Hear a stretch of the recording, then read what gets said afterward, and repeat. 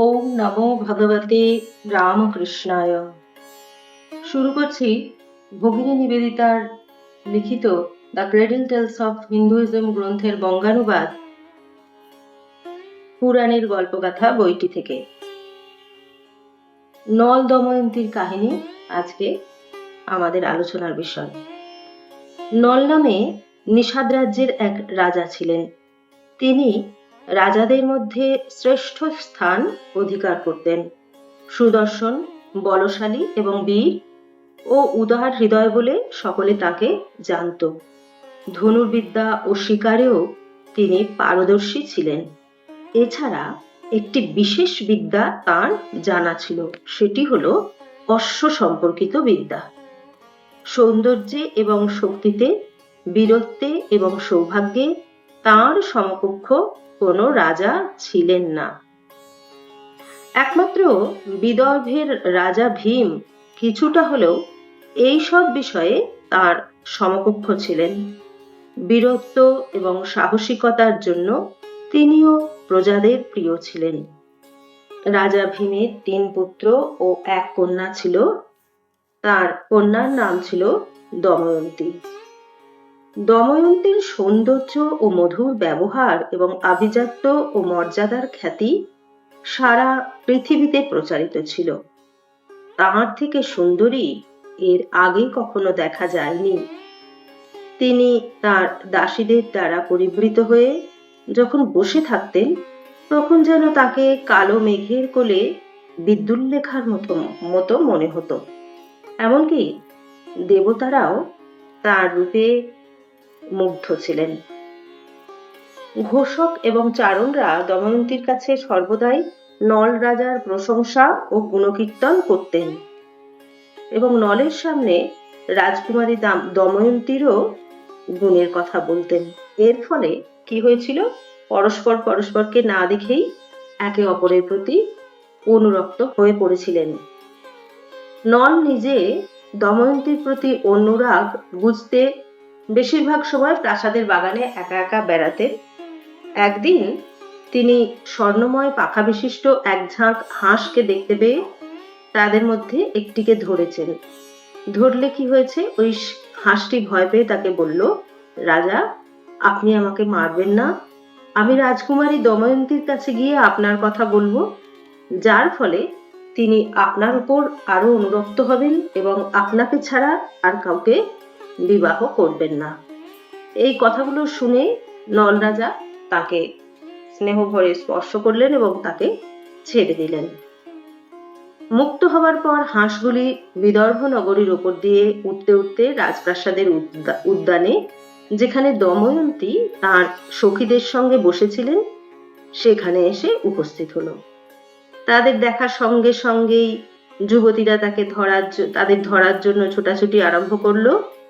দময়ন্তীকে যে হাঁসটিকে ধরবার জন্য চেষ্টা করছিলেন, সেটি উঠতে উঠতে প্রাসাদের এক নির্জন স্থানে বসে মানুষের গলায় তাকে বলল, দময়ন্তী, কুরুশ্রেষ্ঠ নিষাদরাজ নলকেই তুমি বিবাহ করো।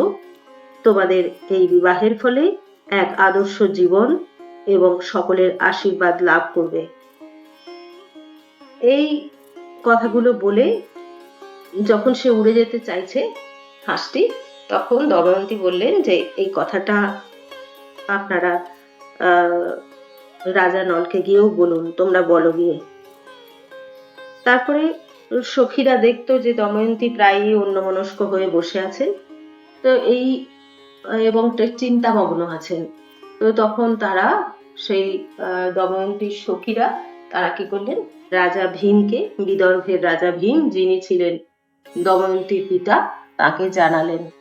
তখন পিতা ঠিক করলেন যে দময়ন্তীর বিবাহের জন্য চেষ্টা করতে হবে।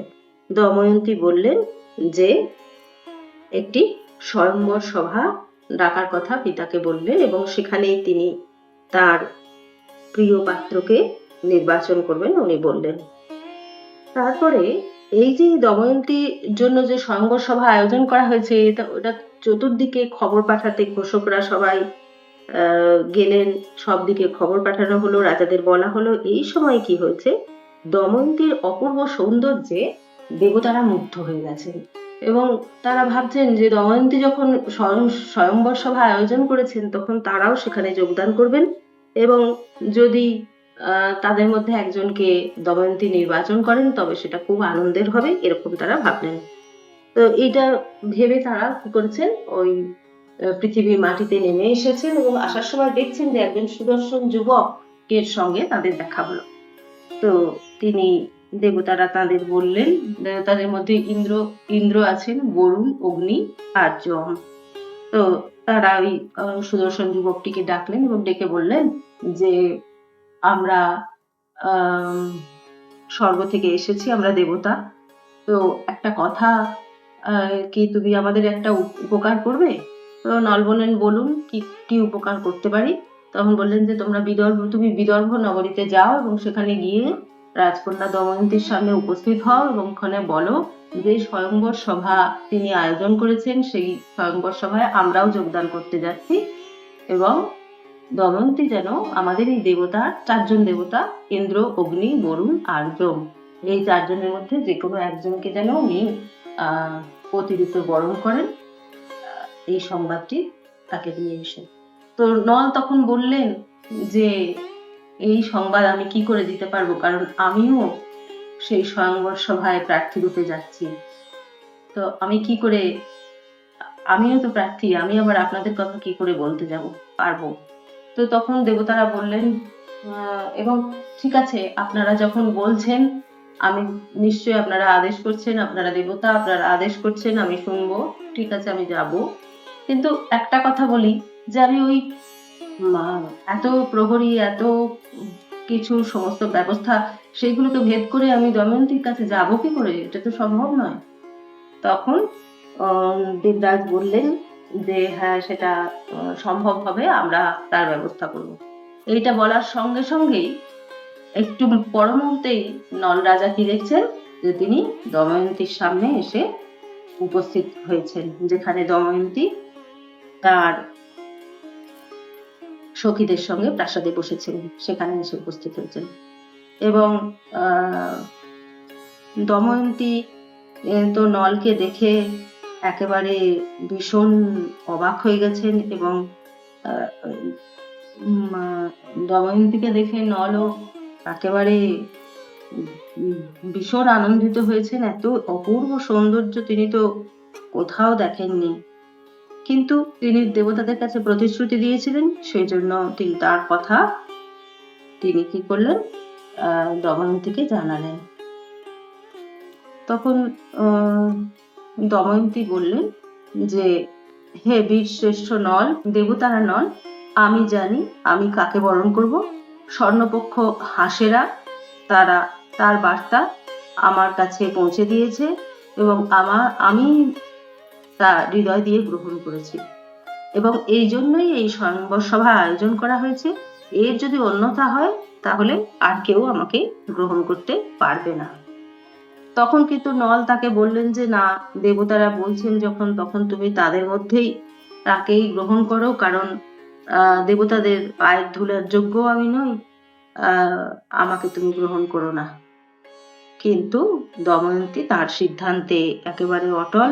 তিনি বললেন, দেবতাদের প্রণাম, তারা আমাদের রক্ষাকর্তা ঠিকই, তাদের প্রণাম করি, কিন্তু হে রাজন, আমি তো আপনাকেই আমার প্রতিরূপে নির্বাচন করেছি।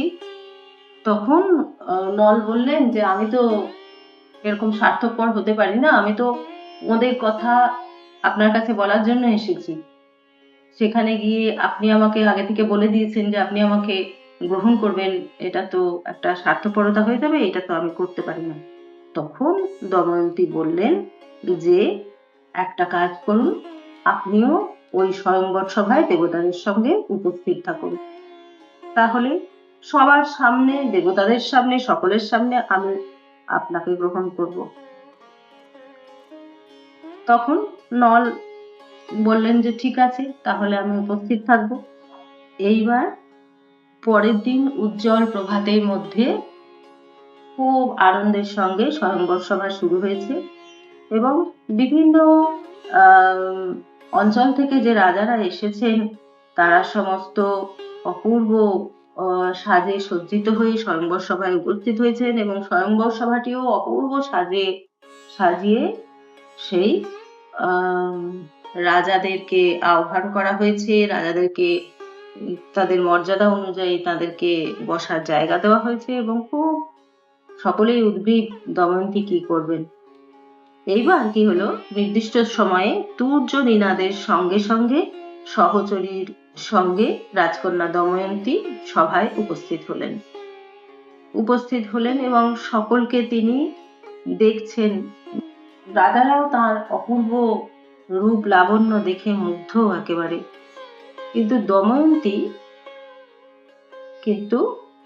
উনি নলকেই খুঁজে যাচ্ছেন, কারণ সকলের মধ্যে উনি নলকেই গ্রহণ করবেন বলেছেন, তাই ওকেই খুঁজে যাচ্ছেন। এখন কি দেখছেন যে 5 জন এক সারিতে বসে আছেন, যারা হলেন নলের মতোই দেখতে এরকম 5 জন বসে আছেন সিংহাসনে। তো উনি ভাবছেন যে আসল কে। এখন ঠিক মতো না বুঝে যদি একজনকে গ্রহণ করে ফেলেন তাহলে তো ভুল হয়ে যাবে, আর নিশ্চয়ই দেবতারা এই নলের ছদ্মবেশ ধারণ করে এসেছেন, উনি বুঝেছেন, এখন কি করে ওদেরকে বার করবেন। তখন উনি একটা গভীরভাবে চিন্তা করলেন এবং তিনি দেবতারই শরণাপন্ন হলেন।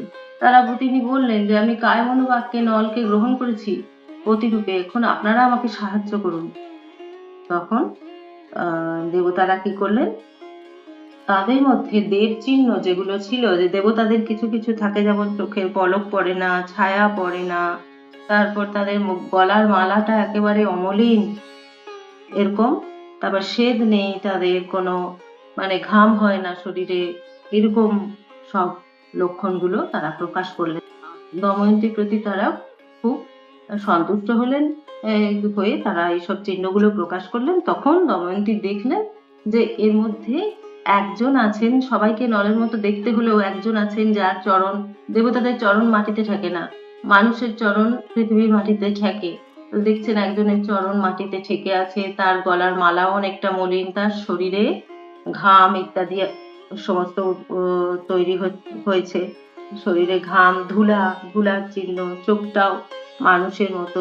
তো তখন তিনি এসে তার প্রতিশ্রুতি মতো নলকে তার বরমাল্য দিলেন এবং নল তখন কি করলেন, তার উচ্চাসন থেকে নেমে এসে তাকে বললেন, কল্যাণী, তুমি দেবতাদের উপেক্ষা করে আমার মতো একজন সাধারণ মানুষকে তোমার জীবন সঙ্গী রূপে বরণ করেছ, তোমার ইচ্ছা পূর্ণ হোক।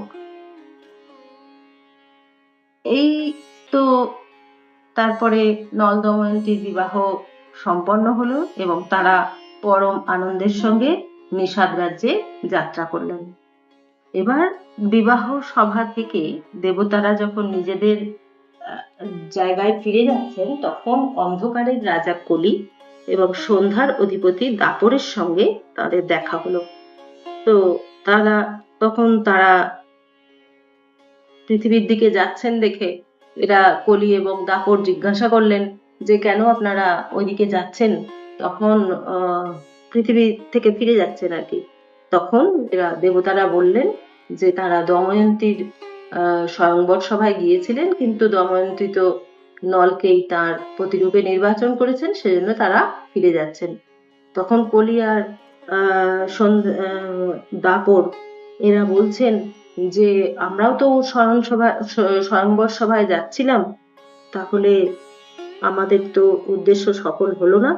তখন কিন্তু এরা দুজনে আর কি, এরা তো একটু ক্রূর ধরনের, এরা বললেন যে দময়ন্তী যে সবার সামনে দেবতাদের উপেক্ষা করে মানুষকে বরণ করেছেন তার প্রতিরূপে, এর জন্য তাকে শাস্তি পেতে হবে। তো দেবতারা বললেন যে কলিকে কিন্তু দেবতারা সাবধান করলেন এবং বললেন যে যে দময়ন্তীকে অভিশাপ দেবে সে নিজেই এই কাজের জন্য ধ্বংসপ্রাপ্ত হবে। কিন্তু কলি বললেন যে না, কলি এই কথা বলে দেবতারা চলে গেলেন, কিন্তু কলি তার প্রতিশোধ নেবার জন্য প্রস্তুত হলেন। কিন্তু নলের কোনো ত্রুটি না দেখতে পেয়ে নল রাজার অন্তরে গলিত প্রবেশ করতে পারছিলেন না।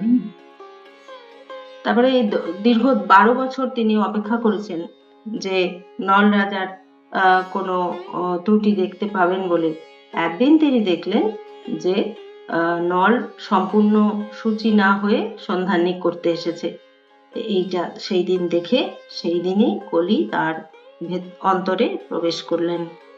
এই সময় এবং দাপটকে বললেন, দাপট খুব ভালো কলির নলের ভ্রাতা পুষ্করের পাশার অক্ষের মধ্যে প্রবেশ করতে বললেন এবং এই পুষ্কর কি করলো, নলকে পাশা খেলায় আহ্বান করলেন এবং মাসের পর মাস এই খেলা চলতে লাগলো এবং এই খেলার শেষে নল কিন্তু সমস্ত একেবারে তার সর্বশান্ত হয়ে গেলেন।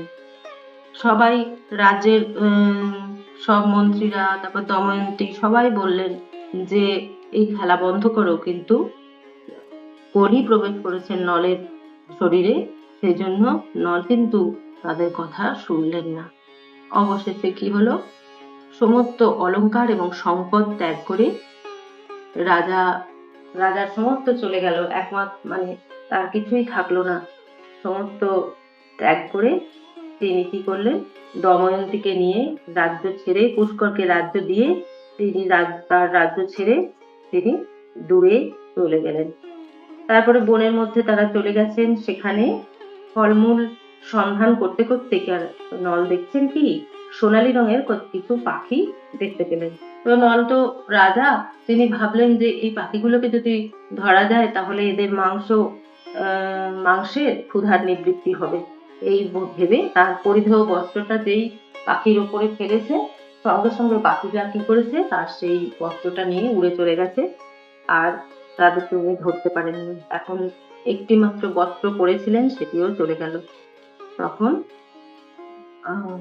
রাজা কি করবেন, একেবারে মানে নিরাশ হয়ে গেলেন। তখন উনি বললেন, দময়ন্তীকে বলতে লাগলেন যে এখান থেকে একটু দূরেই তো তোমার পিতার রাজ্য, সেখানে তুমি চলে যাও। আমি তো সর্বস্ব হারিয়েছি, হতবুদ্ধি হয়েছি, এখন আমার পক্ষে আর কিছুই করা সম্ভব নয়। তখন দময়ন্তী তাকে বললেন যে অনাহারে এই ক্লান্ত অবস্থায় বনের মধ্যে তোমাকে একা ফেলে আমি কিভাবে যাব। নল বললেন, প্রিয় দময়ন্তী, তুমি সত্য কথাই বলেছ, প্রকৃতই কোনো বন্ধু বা ঔষধি স্ত্রীর সমতুল্য নয়। আমি তোমাকে ত্যাগ করতে চাইছি না, কিন্তু এই অবস্থায় এখন আমি কি করে সম্ভব আমার পক্ষে যাওয়া। তখন দময়ন্তী কি করলেন, তার নিজের বস্ত্রের অর্ধাংশ নলকে দিলেন, সেটি যাতে তিনি পরিধান করতে পারেন। তারপরে উভয়ে একটা আশ্রয়স্থল দেখতে পেয়ে সেখানে মাটিতে বসে পড়লেন এবং ক্ষুধায় ও ক্লান্তিতে অবসন্ন হয়ে নিজেদের অগোচরেই তারা ঘুমিয়ে পড়লেন। কিন্তু কলি তো নলের মধ্যে প্রবেশ করেছেন না, নলের শরীরে, ফলে নলের আর মন স্থির হচ্ছে না। তিনি একটু পরে জেগে উঠলেন এবং দময়ন্তীর দুর্দশার কথা ভাবতে লাগলেন। তার একনিষ্ঠতার কথা ভেবে নলের মনে হলো, তিনি যদি তার সঙ্গে না থাকেন তাহলে দময়ন্তী অবশ্যই পিতৃগৃহে ফিরে যাবেন এবং সেখানে গিয়ে ভালো থাকবেন। এর আগে কিন্তু যখন পরিস্থিতি খুব খারাপ ছিল, দময়ন্তী তার বাচ্চাদেরকে তার পিতার গৃহে পাঠিয়ে দিয়েছিলেন। তো যাই হোক, এখন দুজনের মধ্যে তাকে এটা ভেবে নল কি করেছেন, দময়ন্তীকে ওই জায়গাতে রেখে দিয়ে আস্তে আস্তে তিনি অন্যত্র চলে গেলেন এবং বারবার কিন্তু তিনি দময়ন্তীর কথা ভেবেছেন, কিন্তু আর সেখানে ফিরে যাননি। এবার 3 বছর কেটে গেছে, দময়ন্তী তার পিতার গৃহে চলে গেছেন, তার সন্তানদের নিয়ে সেখানে বসবাস করছেন, কিন্তু মনে অত্যন্ত দুঃখ। দময়ন্তীকে ত্যাগ করে যাওয়ার সময় নল দেখছেন কি যে বনের মধ্যে দাবাগ্নি জ্বলছে এবং সেখানে কেউ হয়তো তার নাম করে বোধহয় ডাকছে। তো তিনি তো তার কাছে ওই দাবানলের কাছে গেলেন এবং দেখলেন একটি নাগ। তিনি বলছেন যে তুমি যদি আমাকে এই আগুন থেকে উদ্ধার করে নিয়ে যেতে পারো তাহলে আমি তোমার একটা উপকার করব। তখন নল সেই আগুনের মধ্যে ঢুকে সেই নাগকে বের করে আনলেন এবং সেই নাগকে বের করে আনার সময় ওই নাগটি একটি ছোট আঙুলের মতো একটা পোকায় পরিণত হলো এবং হয়ে তাকে যখন বাইরে বেরিয়ে নিয়ে এলেন আগুনের বাইরে, তখন কি হলো, ওই নলকে সেই নাগটি দংশন করলো। ফলে নলের রূপটা বিকৃত হয়ে গেল এবং তার শরীরটা অন্যরকম হয়ে গেল, তার হাত দুটো ছোট হয়ে গেল এরকম। তো কিন্তু নাগ বললেন যে এর ফলে কি হয়েছে, তোমার শরীরের মধ্যে যে ঢুকেছে মানে কলি, সে অত্যন্ত এই যে বিষের জ্বালা তাকে যন্ত্রণা দেবে। তোমার শুধু বহিরঙ্গটাই খারাপ হয়েছে, কিন্তু সে যে অন্তরে আছে তাকে কিন্তু এই বিষ তাকে একেবারে শেষ করবে। সে অত্যন্ত কষ্টে থাকবেন তোমার শরীরের মধ্যে।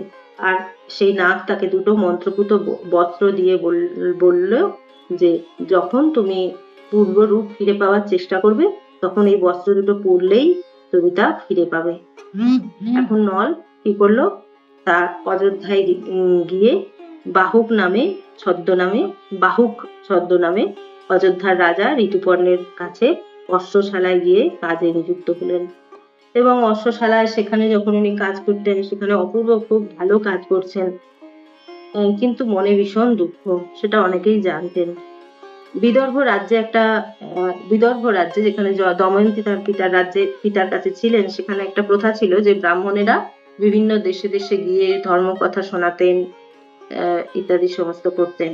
তো তখন দময়ন্তী বললেন যে আপনারা যখন দেশে দেশে যাবেন, তখন আমার এই কাহিনী মানে ছন্দর মতো একটি শিখিয়ে দিলেন, দময়ন্তীর জীবনের কাহিনী। তো উনি বললেন এটা আপনারা গাইবেন এবং দেখবেন যে এই গান শুনে হয়তো কেউ আপনাদের সঙ্গে কথা বলতে আসবে, তখন খুব ভালোভাবে তার পরিচয়টা আপনারা নেবেন এবং তারপরে আমাকে সেটা জানাবেন। এই কথা শুনে অনেক দিন পর এক ব্রাহ্মণ ফিরে এসে দময়ন্তীকে বললেন, নিষাদ রাজ নলের সন্ধান করতে করতে আমি অযোধ্যা নগরে রাজা ঋতুপর্ণের সভায় গিয়ে এই গানটি গাইলাম, কিন্তু রাজা বা কোনো সভাসদ তার কোনো উত্তর দিলেন না। আমি যখন ফিরে আসছি তখন তার এক সারথি বাহুকের সঙ্গে আমার দেখা হলো। তার রূপ বিকৃত, হাত দুটি খুবই খর্ব, কিন্তু তিনি একজন উত্তম অশ্বরক্ষক এবং ভালো পাচক। এই বাহুক তখনই দময়ন্তী বুঝতে পারলেন নিশ্চয়ই এটি নল রাজা। এখন একে কি করে কাছে আনা যাবে, সেই জন্য কি করলেন, দময়ন্তী বললেন যে আপনারা আবার প্রচার করুন, আমি পুনর্বিবাহ করব, আরেকবার স্বয়ংবর সভা ডাকা হোক, এবং কেউ যদি বলে নল রাজা আমার স্বামী ছিলেন, কিন্তু এখন তো তার কোনো খোঁজ আমি পাচ্ছি না, কাজে তিনি বেঁচে আছেন কিনা তাও বুঝতে পারছি না, সেজন্য আমি এই কথাটা আপনারা অযোধ্যার রাজা ঋতুপর্ণকে গিয়ে বলুন। তো যে এবং কালকেই সেই স্বয়ংবর সভা উপস্থিত হবে। এই যখন এই কথাটা জানতে পারলেন, তখন ঋতুপর্ণ ভাবলেন যে দময়ন্তীর মতো একজন স্ত্রীকে, একজন রমণীকে স্ত্রী রূপে পাওয়া এটা তো ভাগ্যের কথা।